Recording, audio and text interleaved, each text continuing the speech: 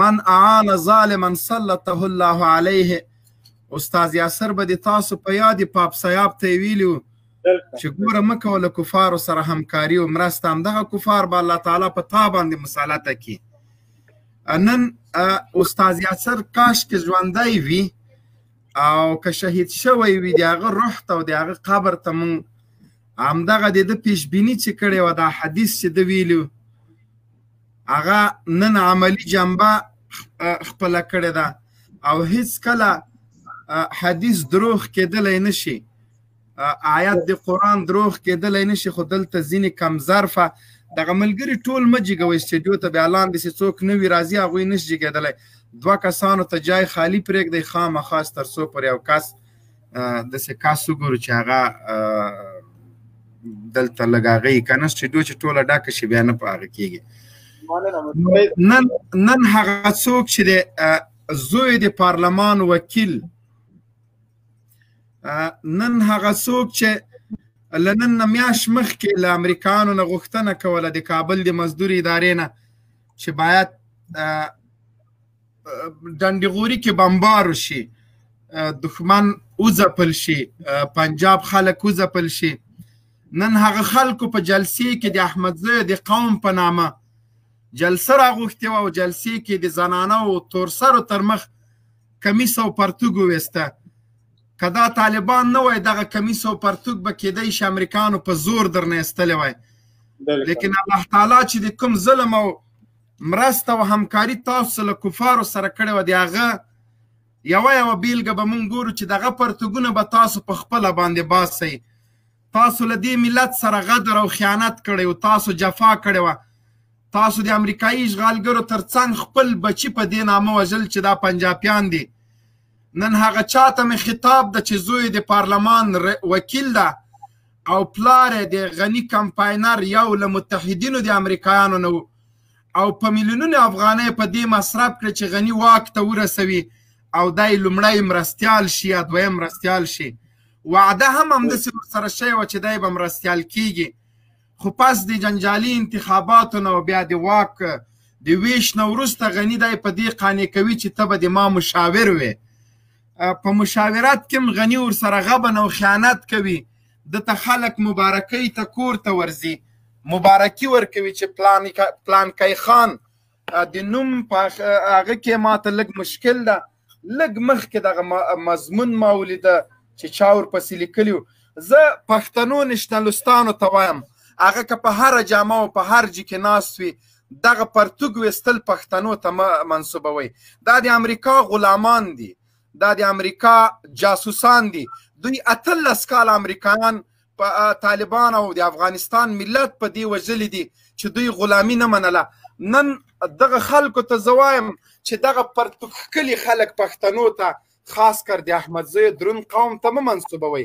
مونږ خجالت کوو، مونږ شرمیږو په دې باندې. مونږ شرمیږو، مونږ خجالت باسو په دې باندې چې یو څوک د طالب په نوم، د احمدزي د قوم په نوم، د پښتنو په نوم د تورسرو مخې ته پرتوګ او کمیس باسي په دې خاطر چې واک هزارګانو ته ورکول سوی. دلته د دیموکراسۍ اصل همدا ده چې اقلیت به په اکثریت باندې بدلیږي. مونږ تاسو ته چغې وهلې چې امریکایان د دې دپاره نه دي راغلي چې مونږ ته خپل حقوق راکړي. امریکایان راغلي د دې دپاره دي چې دلته په خپلو کې اقوام سره وجنګوي. غټ لامل د امریکایانو د شتون دلته دغسې دي. ځینې خلک ورته د سپینګیري او د بابا خطاب کوي. ډېرو پې باندې اوښکې تویې کړې وې. راځئ د یو چا اصل وپېژنئ، راځئ د یو چا په هکله مطالعه وکئ چې دغه جناب پرتوګ ښکلی له نن نه 2 ورځې مخکې څوک و، دغه چې نن یې د تورسرو تر مخ پرتوګ وویسته دا مخکې کریر یې څه شی و. دا هغه ظالم او وحشي د CIA او د لیکواټر مزدور تیر شوی ده چې خپل افغانان د ده په غوښتنه ډنډغوري او بغلان په وینو سور ده. د همدې پرتوګ ښکلي په غوښتنه باندې ورشئ ډنډغوري کې هغه بچی چې چغې وهي فریاد کوي چې مورې په دې دنیا کې نشته، هغه زخمی په بدن ټوک ټوک ماشومه د 1 کال یا د 14 میاشتو د هغه قاتلان همدغه پرتوګ ښکلي اجرتي قاتلان د CIA مزدوران دي چې نن یې حشر داسو چې د یوه لویې مجمع په مخ کې په خپله خوښه او رضا پرتوګ او کمیس وویسته. ای کاش چې لږ نور جذبه شوی وای، هغه بل نیکر او هغه یې ویستلی وای، تر څو د امریکایانو غلامان د هغوی مزدوران ملت ته نور هم رسوا شوی وای. د افغانستان غیور ملته د تاوینې چې چا توی کړي هغه به دغسې پرتګونه په مجلسو کې باسي. ای د افغانستان ځورېدلي ملت او ولسه، ای هغه خلکو، ای د هغه ماشوم د جانه چې په ډنډېغوري کې د ښځه درته شهیده کړه،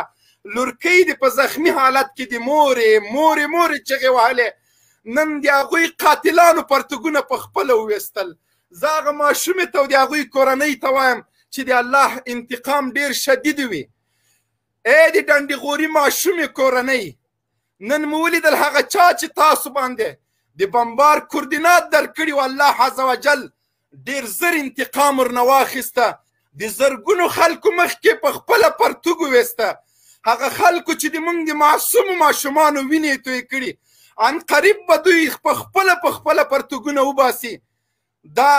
دوی ته د شرم خبره ده. ای د فیسبوک مبارزینو، په هر چا اوښ کې مه تویوئ، له حقایقو ځان خبر کړئ. یو ورته په سر په ګریوان کې کته کوئ. دغه جناب چې نن یې پرتوګونه وویستل،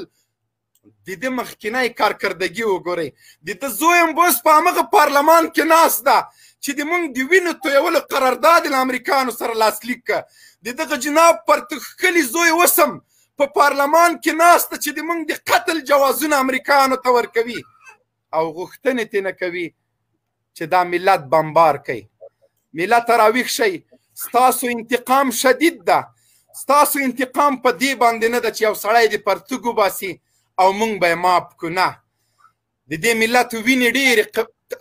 سپېڅلې وینې دي. دغه خلکو چې د امریکانو په مرسته او په همکارۍ د موږ مظلوم ملت وینې تویې کړي دي، نن یې په خپله وینو چې د زرګونو خلکو مخکې پرتګونه باسي. ای لورکۍ، نن د که مور نشته، اسلامي امارت اتلان او غازیان شته. نن که ته د مور له غېږې بې برخې، مه خفه کېږه، دلته انقلاب ده، قاتلان دي، مشران دي. لورکۍ ته مه خفه کېږه، ته زګروی مه کوه. نن ته په زخمي حالت کې، مور دې نشته، مور دې شتون نه لري، پلار دې زخمي ده، دومره څوک نشته چې تا ته ووایي لورې غلې شه، لورې غلې شه، واکمنان مو د CIA جاسوسان دي. لورکۍ ته زګوری مه کوه، ستا د انتقام خلک شته. د اسلامي امارت اتلان او غازیانو ستا سلګۍ واورېدلې، د تا قاتلان به بې انتقامه نه پرېږدي. لورکۍ ته فکر مه کوه، دا د احمدشاه ابدالي خاوره ده، دا د څو غلامانو خاوره نه ده. لورکۍ ستا انتقام به غازیان اخلي. که غازیانو نه انتقام پاتې شو، انشاءالله العزیز رب العزال ستا سلګۍ اورېدلې دي. لورکۍ ستا سلګۍ ډېرې درنې وې، په داسې حال کې چې څوک نه و چې تا غېږې ته نږدې کړي، ستا زګروی او فریاد واوري. ځکه مور دې په تور لحد کې پرته وه، مور یې په سرو وینو دې تا له غېږ نه لرې کړله، خو اتلان او غازیانو ستا غږ اورېدلی ده. انشاءالله العزیز دغسې چې دوی خپل پرتګونه وویسته، د دې نظام او د امریکانو سره مرسته کوونکي او ډالر خورونکي د CIA مزدوران، سکشویان او کلبسه خواره به ان قریب خپل پرتګونه نور هم وباسي. ستا سلګۍ، ستا زګورۍ ډېرې درنې وې. موږ ستا زګوري او سلګۍ د ټولې نړۍ په صله رحمه مسلمانانو واورېدلې چې راشئ افغانستان کې له فلسطین او له برمانه، له هندوستان او له عراق نه ډېر ظلمونه روان دي. دلته یو بې موره یتیمه په وینو لت پت سلګۍ وهي. جرم یې دا ده چې په افغانستان کې ژوند کوي. جرم یې دا ده چې په کلي کې کوم طالب مسله ګرځي. جرم یې دا ده چې ازادي خوښونکي د امریکانو سره ټټر په ټټر جنګیږي او شپه د دوی په کلي کې کوي. لورکۍ ستا سلګۍ رب العزال اورېدلې دي، د اسلامي امارت غازیان او اتلانو اورېدلې دي. ته به وګورې ستا د سلګیو به دومره دروند انتقامي چې دښمن به هیڅکله بیا د ماشومانو او د مورګانو د وژلو کوشش ونه کړي. مننه. کور دې ودان مبین صاحب، الله دې عزت وکړه. بدري لښکره مهرباني وکړه که موضوع باندې څه نظر لرې مایک دې خلاص کړه، مهرباني وکړه. بدري لښکر تو چې دا خوستی لاندې ده اشاره کې چې دا څه وای ده مهرباني خوستی ګوره زه موبین صاحب نه یو پوښتنه لرم موبین صاحب غږ مې اورې مهرباني وکړه نه پرې هغه ځواب نه ورکړي شته که نه شته غږ دې شته غږ دې شته موبین صاحب زه به تا نه یو پوښتنه وکړم دروغ به نه وایې که ته دروغ ووایې دروغ ګوره دروغ ویل او دوکه ورکول پیغمبر علیه السلام ویلي دي چې هغه زما امت نشي کېدی که نه دروغ به نه وایې زه سوال دا کوم آیا تاسو چې وایي چې موږ طالبانو د افغانانو ښځو ته پرتوګونه اغوستي دي زه به تاسو نه دا پوښتنه کوم موبین صاحب آیا ستاسو مور ستاسو نیا دی لوس لغړ دا راځي که دراندیش صاحب هېڅ پروا نه کوي خیر نه د ګوره موبین صاحب زه د خپل د مور دفاع کوم زه دا درته وایم چې د خپل د مور دفاع کوم زما مورم په دغه وطن کې اوسېږي زما نیام په دغه وطن کې زما پښته اته پښته په دغه وطن کې راشه لالا سوال ته راشه آیا ګوره هیله مو دا ده سوال ته راشه لږ د ادب په چوکاټ خو ګوره تاسو دا وایي که نه چې موږ د افغانانو ښځې ته پرتوګونه اغوستي دي زه تاسو نه دا سوال کوم آیا ستاسو چا وویل دا خبره چا کړې ده دا په سلسله په لایف کې کړی ده څه مې ویلي دي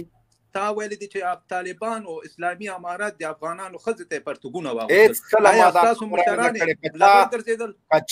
که چا په ما ثبوت کړله چې ما دا خبره کړې بالکل مهرباني وکړه مخکې لاړ شه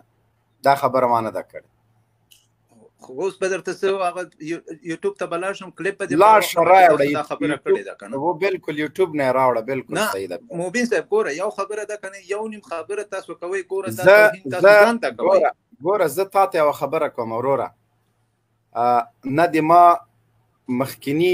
د ما پلار مجاهد و د ما نیکه مجاهد و زه د یوې علمي کورنۍ سره یم د ما پلار عالم و د مشکلاتو په وجه باندې ما خپل علم سر ته نه ده رسولی په نیمه کې پاتې ده زه تا ته یو خبر کوم افغانان چې د روسانو په مقابل کې هم کلک جهاد کړی د انګریزانو او د مکناټن او د سکندر په مقابل کې هم کلک درېدلي د امریکانو په مقابل کې ګوره خبرې ته غوږ شه هېڅ کله ما دا خبره نه ده کړې چې طالبانو افغانانو ته پرتوګونه اغوستي ځکه طالبان په خپل افغانان دي طالبان په خپل افغانان بیا تاسو د طالبانو ویان ولې دا خبره کړې په شمشاد تلویزیون کې ګوره دا خبره ثبوت نشي کېدلی او نه ته دا ثبوت راوړلی شي چې د طالبانو ویان د خدا نه خواسته داسې خبره کړي زه تا ته وایم بل سوال که لرې د دې سوال تا سره ثبوت نشته او دغه نن چې کوم د اشرف غني او د امریکانو ملاتړ پرتوګ ویستلی ټوله دنیا پې خبر ده راځئ زه ته به درته دا وایم ګوره موبین صاحب ګوره هر ګوره ما کته کوي پورته کوي نو دغه کار مو کوي کنه یو سړی سالم باس کې په ادب په چوکاټ کې نو هغه باندې دا سالم باس نه ده کنه زه تا ته وایم دغه ګوره موبین یو ما واورید تاسو سوال مې واغښت زه به درته دا دروغ وایي د طالبانو ویان ګوره زه تا ته خبره کوم د طالبانو ویان خو ډیره لرې خبره ده که دا خبره تا په ما ثبوت کړله چې ما د سویل طالبانو افغانانو ته پرتوګونه واغوستل ما باندې ثبوت کړله ګوره ما سره یو موبایل ده خبره خیر سبا ته راشه بله ورځ ته راشه په خپل پیج دې شیر که که ما دا خبره کړه بالکل زه تاسو مجرم یم وروره طالبان د افغانستان له عزت او له نوامیسو نه دفاع کړې ده دا مې درته ویلي دي طالبانو د افغانستان له خپلواکۍ نه دفاع کوي لګیا د خپل وینې تویوي طالب د ما د کورنۍ او د ټول د افغانانو په شمول د هغوی د عزت د ساتلو لپاره قرباني ورکوي پس غر درته خبرو کوم ګوره ښه ما په شخصي کې درته څو ځله زنګ وهلی زه درته ځان معرفي خوشحال صاحب اوله واره تا داسې سوال وکړو چې زه چا سره خبرې نه کوم ګوره خو هغه چې نه کوي هغه ستا خپل کار دی زه درته دا وایم هو لږ صبر وکړه وروره ښه صبر وکړه وروره نو زه درته دا وایم ګوره تاسو چې دا توهین هم چې کوئ ګوره خپل ملت ته کوئی خپل پښتنو ته کوم توهین کړی د قربان نسم کم توهین کړی آیا زه اوس درته یو خبره وکړم ګوره موبین صاحب زه هر پښتون ناموس ته داسې کوم لکه خپل خور او مور غوندې دا زما خپل شان دی ټوپونه مه وهه د نن بابا دغه پرتوګ په دې بابا طالبانو وویسته که ډالرو پې وویسته که اشرف غني پې وویسته بابا د پرتوګ ولې وویسته ودرېږه هر خودکشي پروسې یو قاتل شته دا خو منې که نه منې زه درته څه وایم ته څه ودرې خو ته زما اوس درته دا وایم چې درته سوال د ځواب در کوم نو ته خو د سوال ته مې نه پرېږدې که نه وای جوګانه د بزدل ځوان چې د چا یار شي یار هغه د چې په سخته کې په کار شي او چې لوړ سر د ازادۍ ګرځوی نه شي داسې سر دې له تنو ځینې ګزار شي او نرې مه بوله د ښځو په جم ښه ده چې ملګری څوک کافر سره په لار شي د افغان د افغانیت دا علامه ده یرغلګرو ته اغزي وګرځي او خار شي سړیتوب یې له تندي نه معلومیږي په غلیمې ټنډه پریوځي په قار شي د افغان د افغانیت دا علامه ده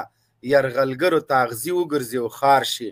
او نرې بم ولا د ښځو په جام ښه ده اوس وروره ته په موضوع باندې خبرې کوه وا دې اورېده نو ما مایک درته بندې ګوره زه په احترام سره هغه چې خبرې کوي زه منتظره کېږم خو اوس ما زه وایم چې د هر خودکشي پسې یو قاتلي که نه ګوره نن چې زه پرتوک باسم که زه د خپل د پلار لنګۍ په ځمکه وهم د چا له لاسه وهم د تا له لاسه وهم زه د بل چا له لاسه نه وهم کنه ما ویلې چې اوس ته دا خبره کوې ما درته ویلي د امریکانو غلامي وکړه ما درته ویلي ما درته ویلي د امریکانو تشرابونه پاک کړه ما درته ویلي چې جاسوسي وکړه ما درته ویلي د باګرام کنارابونه پاک کړه ما درته ویلي د امریکانو پاروکشي وکړه ما خو درته چیغې وهلې چې مه کوه امریکا ما درته ویلي ما چی شي امریکایانو سره خو لاسلیک یو امریکایانو سره لاسلیک یو چې امریکایانو سره کار کوي لګیا د پرتګونه باسي